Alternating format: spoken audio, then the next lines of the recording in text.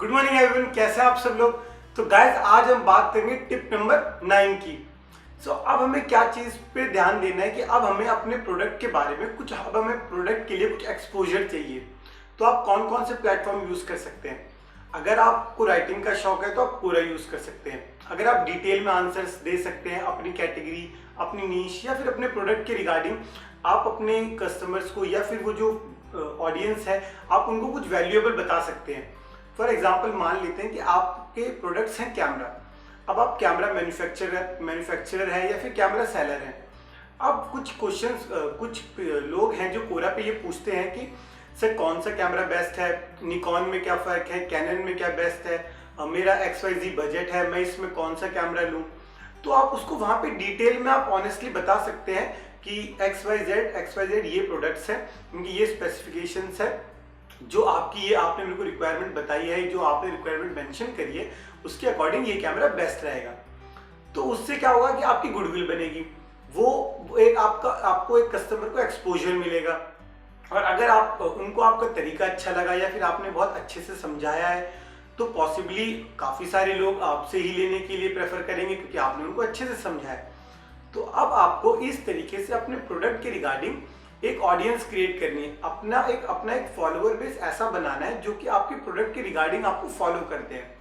आपको अपनी सेगमेंट में, अपने प्रोडक्ट में, अपनी कैटेगरी में इतनी नॉलेज गेन कर लेनी है कि अब आप उस इंडस्ट्री के, आप उस लाइन के पायनियर बन जाओ, ताकि जब भी कोई चीज उससे रिलेटेड माइंड में आए कि हाँ यार कैमरा के रिगार्डिंग कुछ क्वेश्चन पूछना है तो इंस्टेंट आपका नाम दिमाग में आ जाए। तो अब आपको वो चीज करनी है। आप ट्विटर यूज कीजिए, ट्विटर पे आप ब्रीफ में पोस्ट कर सकते हैं, आपको उतना डिटेल में मेंशन करने की जरूरत नहीं है।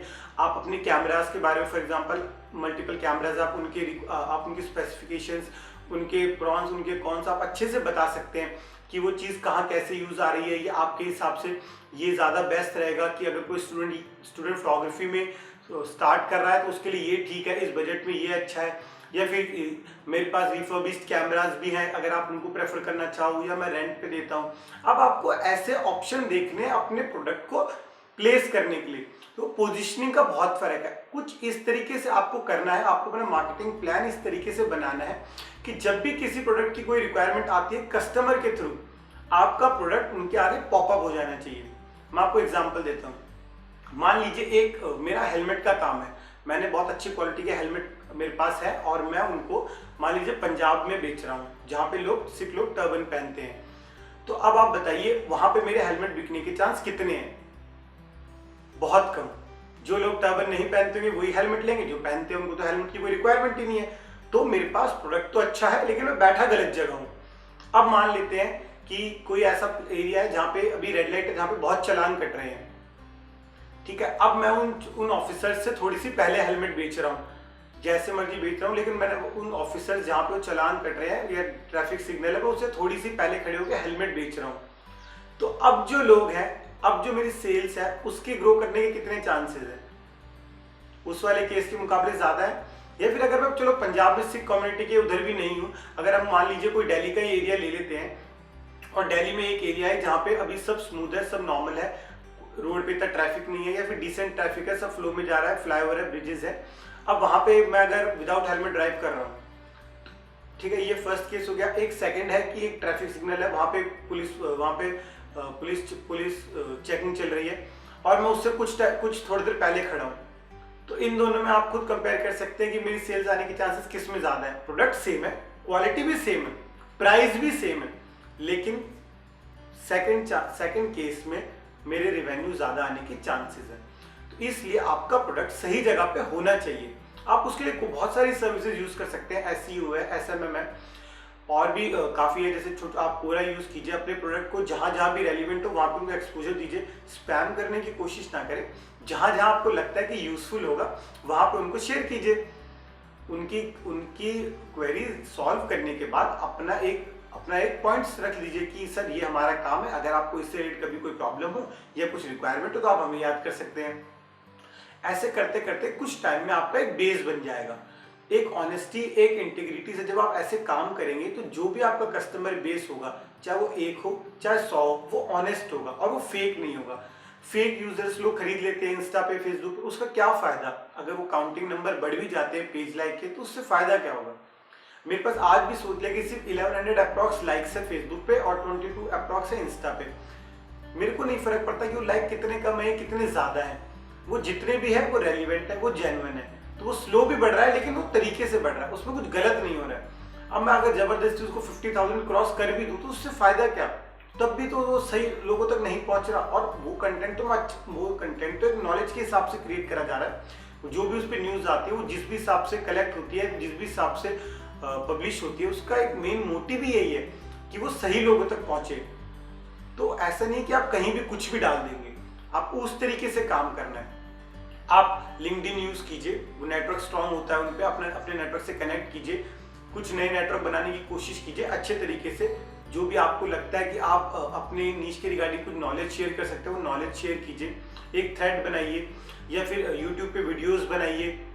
अगर आपको लगता है कि हाँ आप वीडियोस में अच्छा एक्सप्लेन कर सकते हैं, वीडियोस में कीजिए। अगर आपको लगता है आप राइटिंग में अच्छा एक्सप्लेन कर सकते हैं तो ब्लॉगिंग कीजिए, कोरा पे मेंशन कीजिए। अगर आपको खुद का ब्लॉग स्टार्ट करना है तो मल्टीपल फ्री रिसोर्सेज आप कुछ भी यूज कर सकते हैं, आपको पेड में जाने की भी जरूरत नहीं है।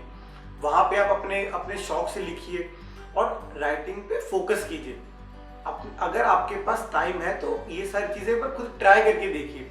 एक बार जब आप चीजों के अंदर स्टेप इन होते हैं तो आपको काफी चीजें पता चलती है। इन फ्यूचर आप फिर कोई भी सर्विस कंपनी हायर कर सकते हैं, तो आपको एटलीस्ट नॉलेज तो होगी कि मुझे किस तरीके से क्या काम करवाना है।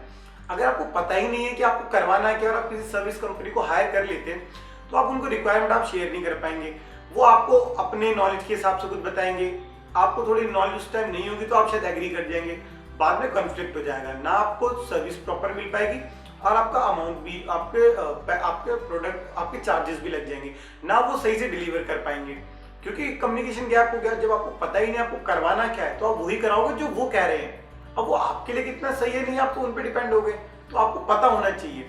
इसीलिए अगर आपके पास टाइम है और आप टाइम दे सकते हैं तो कोशिश कीजिए एक बार थोड़ी थोड़ी चीजों को ट्राई करके देखिए कि एटलीस्ट अगर आप इन फ्यूचर नहीं भी करते हैं तो और आपको हायर करना है, कोई बंदा, कोई एम्प्लॉय हायर करना चाहते हैं आप, तो आपको पता रहेगा कि हाँ मुझे इससे ये चीज करवानी है, ये मुझे इस स्पेशलाइजेशन का एक एम्प्लॉय चाहिए।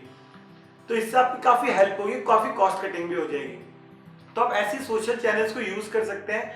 कुछ ग्रुप्स होते हैं फेसबुक पे, आप उनको ज्वाइन कीजिए, वहां पे नॉलेज शेयर कीजिए। किसी की कोई क्वेरी है आपके सेगमेंट के रिगार्डिंग, उसको सॉल्व करने की कोशिश कीजिए।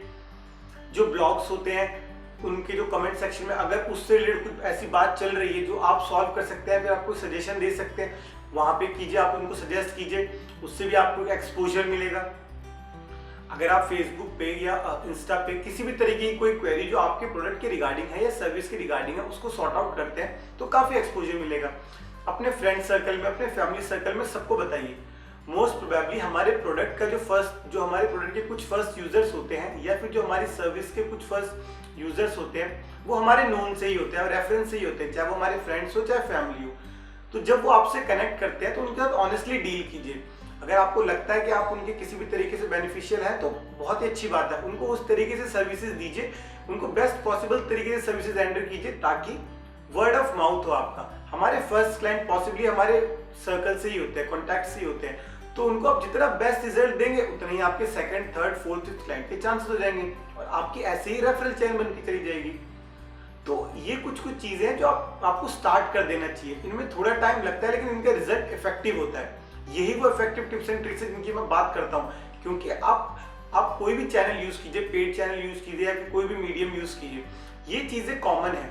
और ये चीजें कॉमन इस तरीके से है कि ये कॉमन है बिजनेस में, रिजल्ट देने में। सब लोग यूज नहीं करते, उस तरीके से कॉमन नहीं है।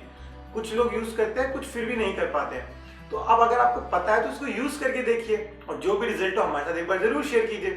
तो गाइस चलो आज के लिए इतना ही, कल मिलते हैं एक नई वीडियो के साथ, तब तक के लिए थैंक यू।